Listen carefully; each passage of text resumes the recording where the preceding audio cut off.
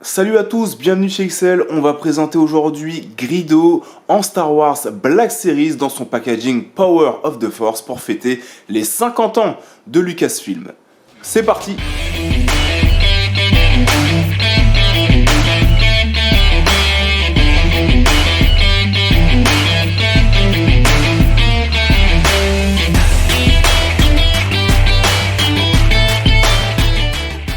Petit visuel du packaging donc qui nous est présenté comme à l'ancienne, comme j'aime. Alors en plus là ça redonne un petit peu de, ça me redonne de la nostalgie de revoir un petit peu ces packaging, car ce sont mes premières figurines Star Wars alors c'était à l'année entre les années 95 97, quelque chose comme ça.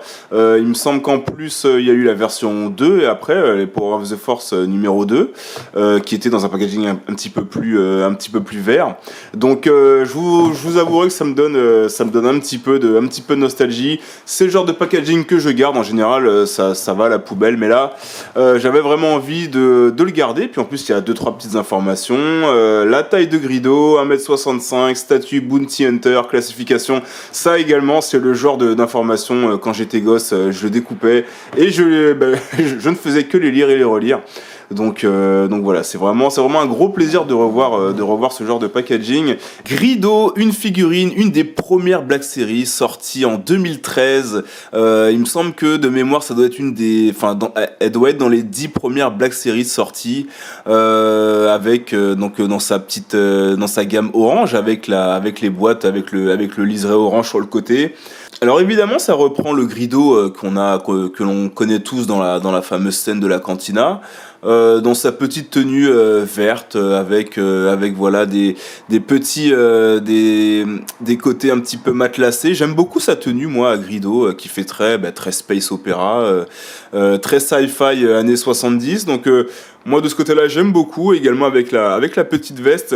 Il y a vraiment beaucoup de détails, hein. Je me rendais pas compte en fait du moule de cette figurine, mais elle a quand même pas mal de détails et ça c'est vraiment très chouette à regarder.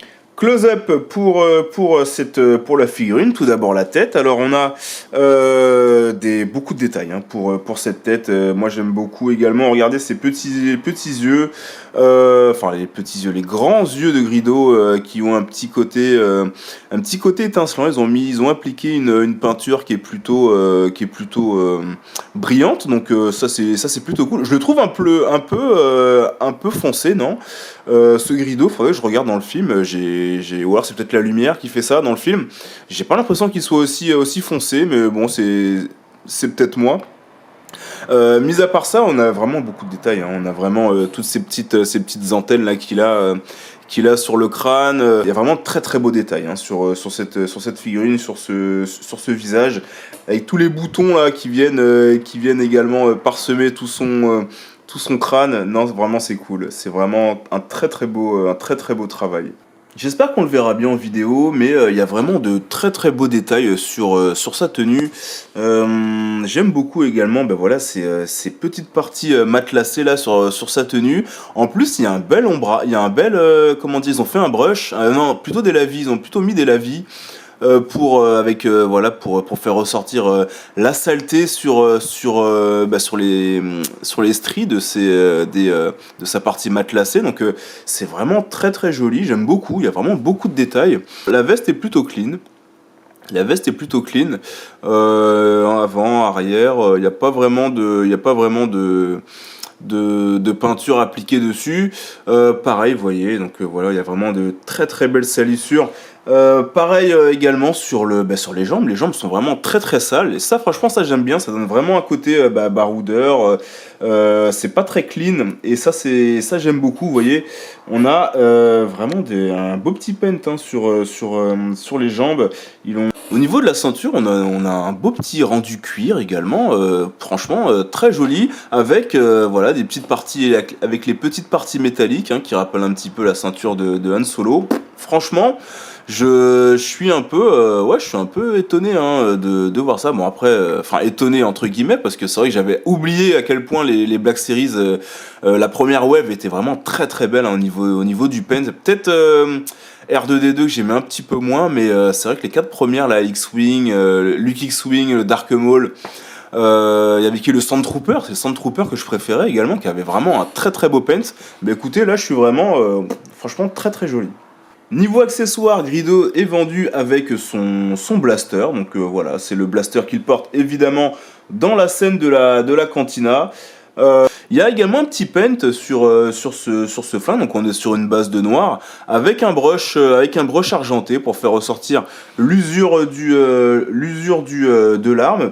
Pareil également, moi je trouve qu'au niveau du paint, franchement c'est vraiment très très classe. C'est au niveau des articulations qu'on va voir que cette figurine a un petit peu pris de l'âge, car on est sur sur une ancienne conception que Hasbro a changé avec le temps. Il me semble que c'est vers 2017 qu'ils ont changé, qu'ils ont commencé à mettre des ball joints dans le cou. Par exemple, il me semble que c'était pour Rey épisode 8. Donc on va voir ça. Alors c'est parti. Pour en arrière, vous voyez, il n'y a absolument rien. Alors je vais vous montrer quand même, c'est un ball joint tout simple, vous voyez. Donc c'est toujours un petit peu compliqué selon les personnages et surtout selon le moule de la tête de pouvoir changer, de pouvoir baisser ou lever la tête. Donc vous voyez ici en arrière il y a vraiment pas grand chose, et en avant c'est un petit peu mieux, mais pareil c'est bloqué par le moule du cou. Bon après tant pis, hein, c'est comme ça. Pour les bras on n'avait pas encore d'articulation papillon, mais écoutez ça fait quand même plutôt le taf. Donc on a le 360, regardez derrière, pour aller en arrière on est plutôt bon aussi, hein, également. Je trouve qu'il y a même des figurines avec l'articulation papillon aujourd'hui qui ne font pas aussi bien. Donc écoutez, pour moi ça passe très très bien. Au niveau du coude, par contre, on est très très frustre. On a on a un 90. On a un 90 degrés, pas plus. Voilà, donc bon, on fera avec. Et enfin, au niveau de l'articulation du poignet, donc on a une rotation complète. Et enfin, voilà, là on a ce que j'aime pas. Par contre, on a ce que j'aime pas, c'est pour la main pardon qui tient le flingue, on a une articulation horizontale. Donc moi j'aime pas, je préfère quand la main peut se plier comme ça, c'est beaucoup plus classe pour ce genre de figurine.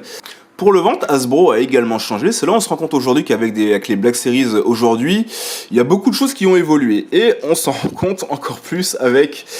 alors on a quand même une rotation 360, mais par contre pour le faire bouger sur les côtés, là la lambada, là c'est mort là. Là il n'y a rien, en arrière il n'y a rien du tout, et en avant il n'y a rien non plus. Donc ça c'est le genre de figurine que moi je vais ouvrir, et je vais avec un Dremel je vais agrandir le trou pour qu'il puisse se pencher, parce que là il n'y a vraiment rien du tout. Mais un demi grand écart, donc ça c'est plutôt appréciable. On a une rotation complète pour les jambes, qui ne seront pas gênées par une quelconque pièce d'armure, ou le holster qui parfois, alors oui ça parfois ils nous ont fait l'erreur de coller le holster avec la jambe, et voilà ce qui empêchait les mouvements. Donc là pas de problème. On a une vraie double articulation pour les genoux, ça c'est bien. Ça en avant, enfin en arrière on va voir s'il y a quelque chose. Ouais, il y a quelque chose également en arrière. Voilà. Même si c'est un corps ancien, ça va pas nous empêcher de faire de belles petites pauses. Donc là, on a une petite pause avec en train de marcher, et puis voilà, avec la petite main levée, genre oh calme-toi. Donc voilà, très sympa, très joli, hein. J'aime beaucoup moi ce genre de pose toute simple. En photo, ça passe comme dans du beurre. En train de courir, alors du coup là c'est là où arrivera un petit peu les limites, c'est qu'on ne pourra pas alors la pause, j'essaie de lui donner une pause en courant, mais le problème c'est que, voilà, c'est peut-être un petit peu mieux comme ça, hop, peut-être un petit peu mieux comme ça, mais on ne pourra pas lui plier un petit peu plus le ventre pour avoir une pose un petit peu plus réaliste. Mais voilà, donc il se débrouille quand même plutôt bien. Ce Grido, donc une petite variante dans une pose pareille où il est en train de courir. Donc voilà, c'est plutôt également appréciable. Il y a quand même moyen quand même de faire de belles poses avec ce Grido. Pas de problème, mais c'est vrai qu'il y a parfois on est parfois confronté aux limites. Je pense à la tête, hein, que j'aurais bien voulu plier un petit peu plus, mais vraiment franchement je peux rien faire. Je peux rien faire. Je peux rien faire avec la tête, donc voilà, ça restera comme ça. Mais voilà, il y a quand même toujours moyen de faire des petits trucs. Petite pause. On peut aisément recréer également cette scène. Alors du coup, comme il a les articulations, il a des doubles articulations pour les genoux, bah écoutez, c'est plutôt facile de pouvoir l'asseoir. Donc voilà, c'est plutôt intéressant également pour recréer une scène, pour recréer la scène de la cantina. J'étais curieux de savoir quelle taille allait faire Grido par rapport à mon Han Solo. Alors c'est un petit comparatif de taille avec plusieurs gammes. Donc on a alors j'ai pas le Han Solo en Black Series, je l'ai en SH Figures par Bandai. Moi je trouve que ça passe plutôt bien. Je l'ai un petit peu recourbé en plus ce Han Solo. Alors du coup c'est vrai que peut-être au niveau des proportions j'ai l'impression qu'il est un petit peu plus gros Grido. Pourtant j'ai pas l'impression qu'il soit si grand que ça dans la scène du coup. Donc bon je pense que ça passe, mais voilà il est peut-être un petit peu trop grand ce Grido. En plus il me semble qu'il est joué par une femme. Et à côté d'une Marvel Legend. Du coup, donc là, je pense que là, ça match également plutôt bien. Il est grand en fait, ce Grido. Je le voyais je le voyais un petit peu plus court. Et enfin, je vous ai mis un Jawa pour vous montrer, voilà, une petite taille.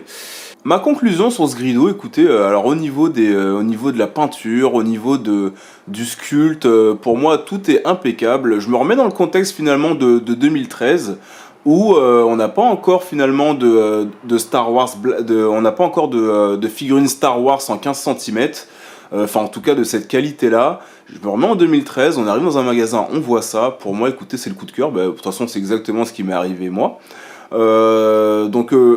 Évidemment aujourd'hui je dirais qu'elle est un petit peu datée sur certains aspects. Qui ne sont pas très graves hein, finalement, parce que moi finalement je vais trouver ça daté, car pour la photo, pour ce genre de choses, ce genre d'exercice, ça va être un petit peu compliqué de faire certaines poses. Mais sinon au niveau rendu, elle est vraiment impeccable cette Grido, j'aime beaucoup. Le paint du flingue avec un petit brush.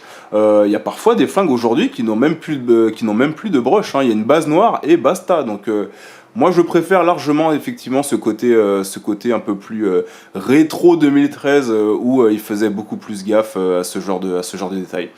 Voilà, donc pour moi c'est vraiment une très très bonne Black Series, y a absolument aucun problème là-dessus, donc voilà. Je vous dis à la prochaine, ciao.